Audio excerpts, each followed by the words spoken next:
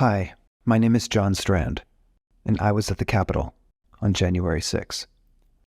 The events of that day, unfortunately, have been severely misrepresented by many people with various motives. Conflicting views and reports have led to confusion, hatred, and division in our nation. While I can't correct all of that here, what I can do is give an honest and accurate account of my own thoughts, intentions, and actions during the course of my entire journey through the Capitol building that day. And you don't have to take my word for it, because it's all on video, as you'll see. I am certain that my actions were lawful and reasonable to the best of my knowledge and ability at the time they occurred, given my responsibility to protect a scheduled speaker. And I know that I never had any mens rea, or the criminal mind, of any intention to break the law or act inappropriately at any point. This is why I refused the government's plea, and why I continue to maintain my innocence as I pursue an appeal of all convictions. After attending the morning event at the Ellipse, we slowly made our way through the massive crowds towards the Capitol. At this point, my client had attempted to reach an elevated vantage point atop the steps, so she could try and gain the attention of bystanders to give her speech, as she was scheduled to do that day. We were unable to reach a balcony position, and the crowd shifted toward the Columbus door entrance, pushing us in that direction. Because our plan had always been for Dr. Gold to give her speech outside the Capitol, as the speech permit allowed, the thought of going inside the building never even occurred to me. I had assumed with all the various speeches and rally activity that the Capitol would have little, if any, business going on that afternoon. And how did anyone get in there? It was obvious to me standing on the steps that the crowd would never be able to open the formidable Columbus doors by force. But as shown in a closed-circuit television recording inside the Capitol, the doors were opened from the inside. I was shocked during my trial when the prosecutor overtly tried to deceive the jury by showing them this clip and telling them the uncovered white hand waving towards the door was my hand, convincing the jury that I was an aggressive member of a mob and trying to attack the entrance. But I was wearing black gloves the entire day, which the prosecutor knew, or should have known, making this an obvious falsehood. The truth is, I was just stuck there in what had become a packed and energetic crowd. I clearly remember wishing I could extricate Dr. Gold from that crowd, but that was impossible. It was very dense, as this video clearly demonstrates. In fact, it was so dense that when a police officer, who we couldn't see at first because he was behind a corner, became lightheaded and suddenly appeared from around the corner, my client was startled. The officer stumbled to our left as we were being pushed forward towards the doorway. He fell into the crowd and was immediately in the middle of a circle of people who quickly lifted him back to his feet. It happened very quickly, and he was surrounded by others so fast that we never had time to react. We certainly did not ignore or walk past someone that we knew to be injured, as the government maliciously claims. As this officer passed by and fell, I instinctively caught hold of my client in response to the surrounding crowd suddenly shifting, as you can see in this photo. What you can't see in this photo is the officer being assaulted, because he wasn't. The video clearly shows the officer simply fell down, and the crowd immediately reached down to assist him, pulling him back to his feet and stabilizing him as he regained his breath, while bystanders yelled, "Get him up!" But once again, the prosecutor misrepresented this and made a false claim that the officer was assaulted in front of us. This is not true, and it's a very concerning false accusation. We later realized just how blatant this falsehood was after reading the officer's statement given to the FBI only a few days after the event. Quote, Pollitt stated that he then blacked out. When he regained consciousness, he was no longer in the door foyer area and still had possession of his baton. Pollitt did not seek medical attention. This false suggestion of assault was further debunked by the FBI special agent who reviewed it, confirming the officer simply fell, and, quote, there was not enough to charge assault. Now, prior to this, the crowd was very loud and excited, but I didn't detect anger or violence until suddenly a flashbang exploded, panicking the crowd, who became agitated by the noise and smoke as they were further provoked.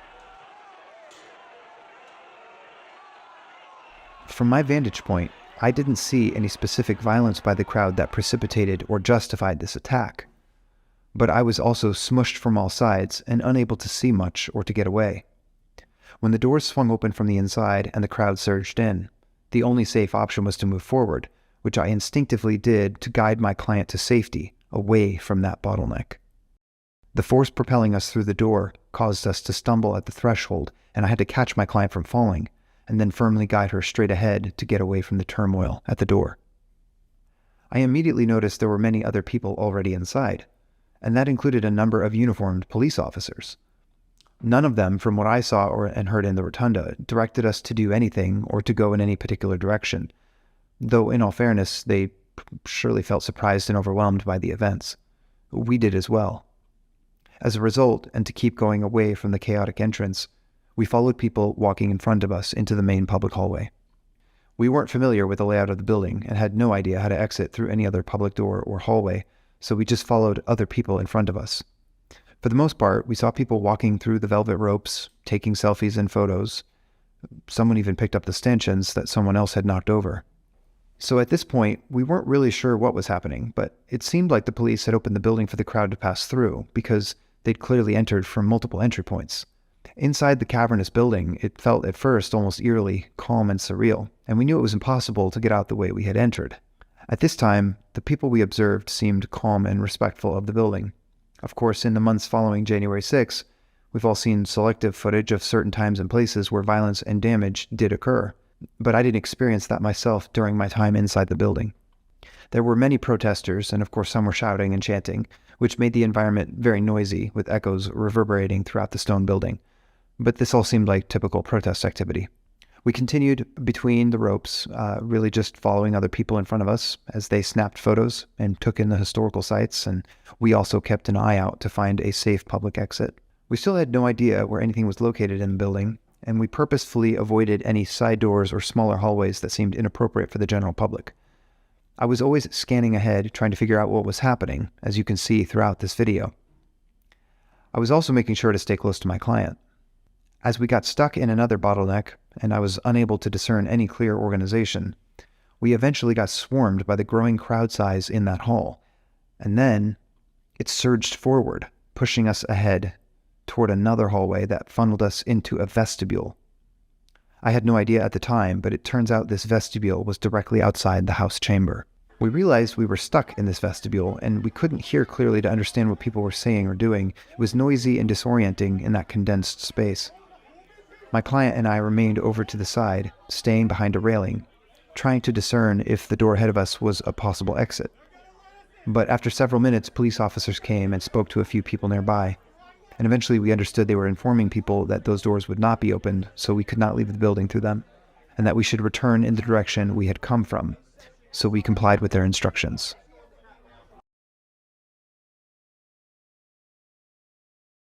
At this point, we realized we were essentially stuck somewhere in the middle of the building, after making several attempts in multiple directions to find an exit.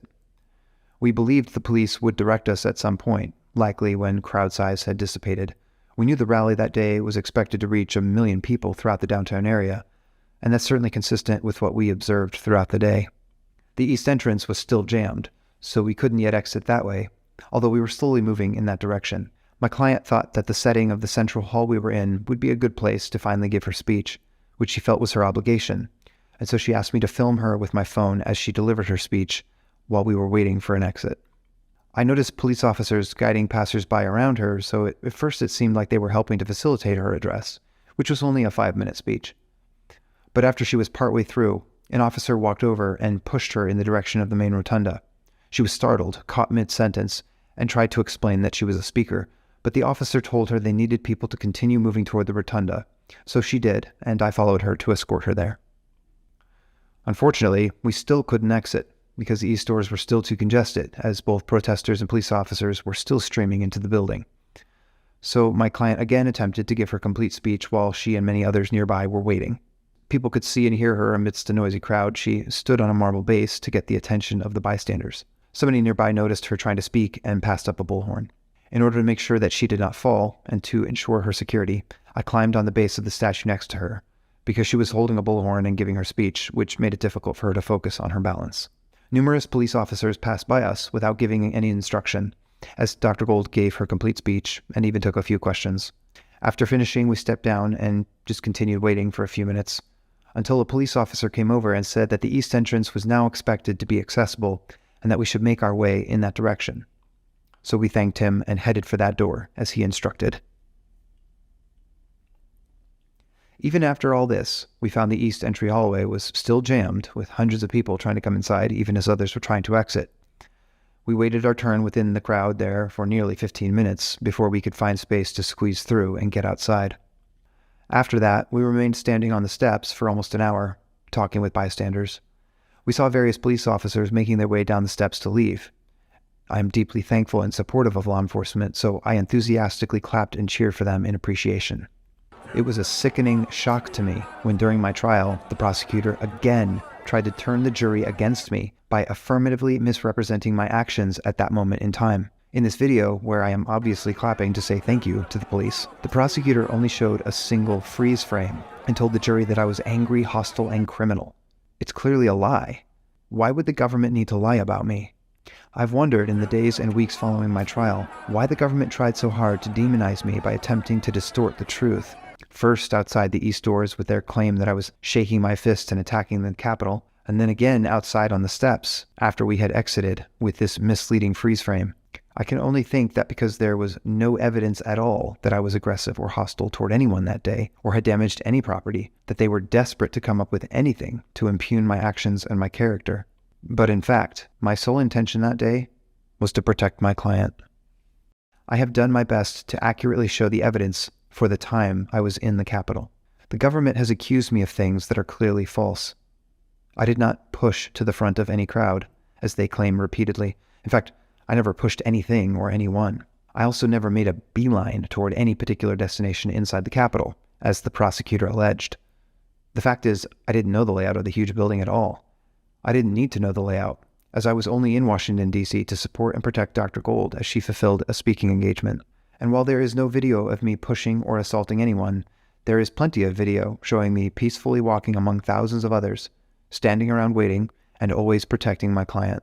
At many points, the video shows me scanning the room and searching for indications of what people were expected to do. When police officers eventually informed us that it was possible to leave, we followed their instructions.